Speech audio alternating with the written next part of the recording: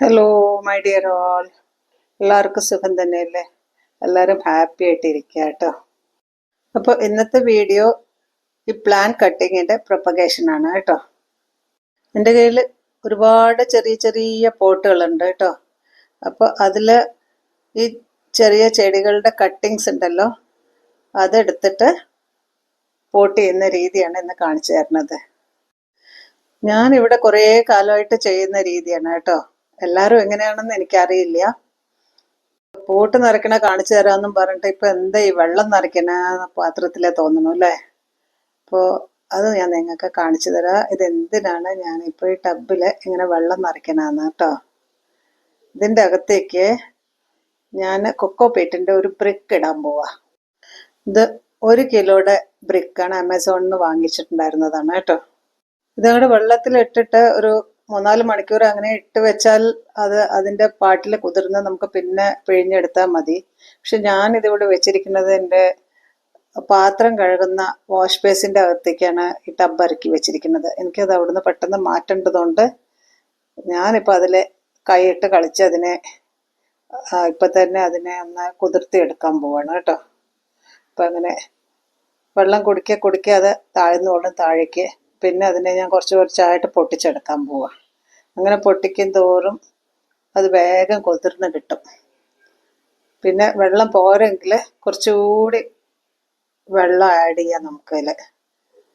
വെള്ളം കുറച്ച് കൂടുതൽ ആഡ് ചെയ്തോളൂ, കുഴപ്പമില്ല. എന്തിനാ വെച്ചിട്ടുണ്ടെങ്കിലല്ലേ ഈ ബ്രിക്ക് നല്ലപോലെ പിഴിഞ്ഞെടുക്കണം അതിന്ന്. ഈ ചകിരിച്ചോറ് ഇതിലിട്ട് മെഷീനിലിട്ട് കംപ്രസ് ചെയ്യണമല്ലേ. അപ്പോൾ അത് കംപ്രസ് ചെയ്യാനായിട്ട് അവർ ചിലപ്പോൾ വല്ല കെമിക്കലോ വല്ല പശയോ ഗമ്മോ എന്തെങ്കിലുമൊക്കെ ഉപയോഗിച്ച് കാണില്ലേ. അപ്പോൾ അതൊന്നും ചെടികൾക്ക് ഗുണം ചെയ്യില്ല. അതുകൊണ്ട് ഇത് നന്നായിട്ട് കഴുകിയെടുക്കണം.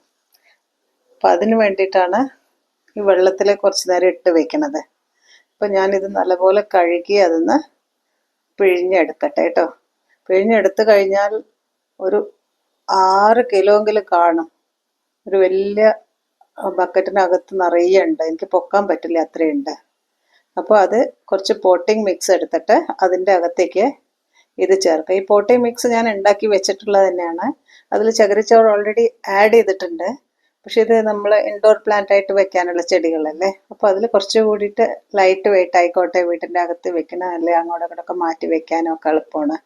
അപ്പോൾ കുറച്ചുകൂടി ചകിരിച്ചോറും കൂടി ഇട്ടിട്ടുണ്ടെങ്കിൽ പിന്നെ വെള്ളം കൂടുതൽ ഹോൾഡ് ചെയ്തു എപ്പോഴും വെള്ളം ഒഴിച്ച് കൊടുക്കേണ്ട ആവശ്യം ഉണ്ടാവില്ല. അപ്പോൾ അതിന് വേണ്ടിയിട്ടാണ് ഈ ചകിരിച്ചോറ് ഞാനിപ്പോൾ ഉണ്ടാക്കിയിട്ടുള്ളത്.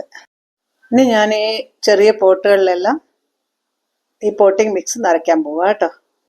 പോട്ടിൻ്റെ താഴെയുള്ള ഹോൾ ഒന്ന് അടയ്ക്കാനായിട്ട് ഓരോ കഷ്ണം ന്യൂസ് പേപ്പർ സ്പ്രെഡ് ചെയ്യുന്നുണ്ട് അതിൻ്റെ താഴെ.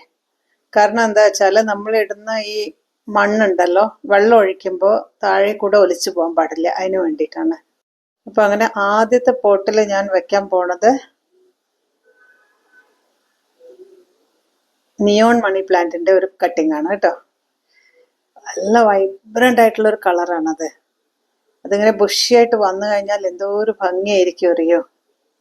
ആദ്യം കുറച്ച് പോട്ടിംഗ് മിക്സ് അതിൻ്റെ അകത്തേക്ക് ഇടുക, പേപ്പർ വെച്ച ശേഷം. പിന്നെ ഈ കട്ടിങ്സ് അതിൻ്റെ അകത്തേക്ക് വെച്ച് പിന്നെ അതിൻ്റെ മേലെ മണ്ണിട്ടിട്ട് അതൊന്ന് നന്നായിട്ട് സെക്യൂർ ചെയ്യുക. പിന്നെ അടുത്ത ചെറിയ പോട്ടിൽ വെക്കാൻ പോണത് എൻജോയ് മണി പ്ലാന്റിൻ്റെ കട്ടിംഗ് ആണ് കേട്ടോ. അതും ഇതേപോലെ തന്നെ, അതും വേറൊരു രീതിയിൽ നല്ല ഭംഗിയുള്ള, അതും അതുപോലെ തന്നെ ബുഷിയായിട്ട് വരുന്ന ഒരു മണി പ്ലാന്റ് ആണ്. കുറച്ച് സ്ലോ ഗ്രോത്ത് ആയിട്ടുള്ള പ്ലാന്റ് ആണ്, പെട്ടെന്ന് വളരില്ല, പക്ഷെ അത് ബുഷിയായിട്ട് വരും നന്നായിട്ട്. അപ്പോൾ അതും കാണാൻ നല്ല ഭംഗിയാട്ടോ. കണ്ടില്ലേ എങ്ങനെയുണ്ടെന്ന്. ഇനി അടുത്ത പോട്ടിൽ പ്ലാന്റ് ചെയ്യാൻ പോണതുണ്ടല്ലോ, ഇത് ഈ പ്ലാന്റ് ആണ് കേട്ടോ. ഇതിൻ്റെ പേരാണ് ബ്രോക്കൺ ഹാർട്ട് ലീവ്സ്. ഇതും കാണാൻ നല്ല ഭംഗിയാണ്. നമുക്ക് ബുഷിയായിട്ടും വളർത്താം ചെറിയ ചട്ടിയിൽ. പിന്നെ ഇത് നമുക്ക് പടർത്തി വിടാം എന്തിൻ്റെങ്കിലൊക്കെ മേലെ. അതേപോലെ തന്നെ മോത്ത് സ്റ്റിക്കിൽ നല്ല ഭംഗിയായിട്ട് വളർത്തിയിട്ട് ഏതെങ്കിലും വീടിൻ്റെ കോർണറിലോ ഒക്കെ വെക്കുകയാണെങ്കിൽ നല്ല ഭംഗിയാട്ടോ. നഴ്സറിയിൽ നല്ല വിലയുള്ള ഒരു പ്ലാന്റാണിത്. ഇത് നമുക്ക് നല്ല രീതിയിൽ പ്രൊപ്പഗേറ്റ് ചെയ്യാൻ പറ്റും വീട്ടിൻ്റെ അകത്ത് തന്നെ. ഇതിൻ്റെ കട്ടിങ്സ് പെട്ടെന്ന് മണി പ്ലാന്റ് പോലെ തന്നെ വളർന്നു വരുന്ന ഒരു പ്ലാന്റ് ആണിത്. മണി പ്ലാന്റ് പോലെ തന്നെ നമുക്ക് ഇത് വെള്ളത്തിലും വളർത്താൻ പറ്റും. എനിക്ക് ഭയങ്കര ഇഷ്ടമുള്ളൊരു പ്ലാന്റ് ആണിത്. ഇത് കൂടാതെ വേറെ കുറേ പ്ലാന്റ്സ് ഉണ്ട്. അത് കുറച്ച് നേരത്തെ നട്ടു വെച്ചിട്ടുള്ളതാണ്. അതിൻ്റെ വേരൊക്കെ നന്നായിട്ട് പിടിച്ച് നല്ല ബുഷിയായിട്ട് വളർന്നു വന്നിട്ടുണ്ട്. കണ്ടില്ലേ, ഇതാണ് മാർബിൾ മണി പ്ലാന്റ്സ്. കണ്ടോ എത്ര നന്നായിട്ട് വേരൊക്കെ പിടിച്ചിട്ടുണ്ട് അറിയോ. അതിൽ നല്ല ബുഷിയായിട്ട് വന്നിട്ടുണ്ട്. കണ്ടോ, നല്ല വൈബ്രൻ്റ് ആയിട്ട് നിൽക്കുന്നുണ്ട്. ഇനി നെക്സ്റ്റ് ഞാൻ പ്ലാന്റ് ചെയ്യാൻ പോകുന്ന പ്ലാന്റ് ഏതാണെന്നറിയോ? അത് പിങ്ക് സിങ്കോണിയാണ് കേട്ടോ. അതിന് നമുക്ക് കുറച്ചുകൂടി ഉയരമുള്ള ഒരു പോട്ട് വേണം. കാരണം അത് കുറച്ചുകൂടി ഉയരത്തിൽ വളരുന്ന കുറച്ച് വലിയ പ്ലാന്റാണ്. പിന്നെ അത് നമ്മൾ കട്ട് ചെയ്ത് എടുക്കുന്നതാണെങ്കിലും റൂട്ടിൻ്റെ ഭാഗത്തു നിന്നായതുകൊണ്ട് അതിൽ കുറച്ച് റൂട്ടൊക്കെ കാണും. അപ്പോൾ അത് റൂട്ടിങ്ങിന് വലിയ ബുദ്ധിമുട്ടില്ല, പെട്ടെന്ന് പിടിച്ച് കിട്ടും. അപ്പോൾ നമുക്ക് ആ പ്ലാന്റ് അങ്ങനെ നടാം കേട്ടോ. ഈ പ്ലാന്റ് കുറച്ച് വെട്ടവും വെളിച്ചമൊക്കെ ഉള്ള സ്ഥലത്ത് വേണം വെക്കാനായിട്ടോ. അപ്പോഴാ അതിൻ്റെ ഭംഗി ഒരുപാട് കൂടുതലാവുക. ആ പിങ്ക് കളർ അങ്ങനെ നിലനിർത്തണമെങ്കിൽ അതിന് നല്ല സൂര്യപ്രകാശം കിട്ടണം. അപ്പോൾ ആ കളറ് നന്നായിട്ട് പിങ്കിഷായിട്ട് വരും. ഇൻഡോറായിട്ടും വെക്കാം.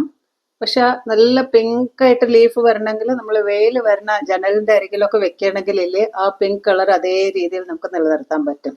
അല്ലെങ്കിൽ അത് കുറച്ച് ഗ്രീനിഷായി മാറും.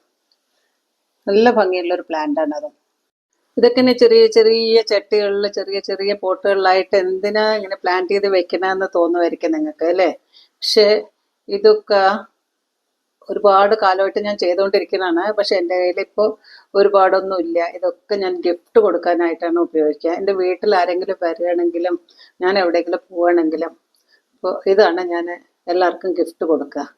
ഗിഫ്റ്റ് വാങ്ങാനായിട്ട് എന്ത് വാങ്ങണം എന്ന് പറഞ്ഞാൽ അവിടെ ഇവിടെ ഓടിച്ചാടി നടക്കേണ്ട ഒരു ആവശ്യമില്ല. പിന്നെ നല്ല വല്ല ഫങ്ഷൻ ആണെങ്കിൽ നമുക്ക് ഇങ്ങനെയും ചെയ്യാൻ പറ്റും. ഒരു ഭംഗിയുള്ള കുറച്ച് കോസ്റ്റ്ലി ആയിട്ടുള്ളൊരു പോട്ട് വാങ്ങിച്ചിട്ട് ഇതൊന്നൊരു പ്ലാന്റിനെ എടുത്ത് അതിൻ്റെ അകത്തേക്ക് ഇട്ട് ഒരു നല്ല കവറിൽ എടുത്തുകൊണ്ട് പോയിട്ടുണ്ടെങ്കിൽ അതൊരു നല്ല ഗിഫ്റ്റായിരിക്കും.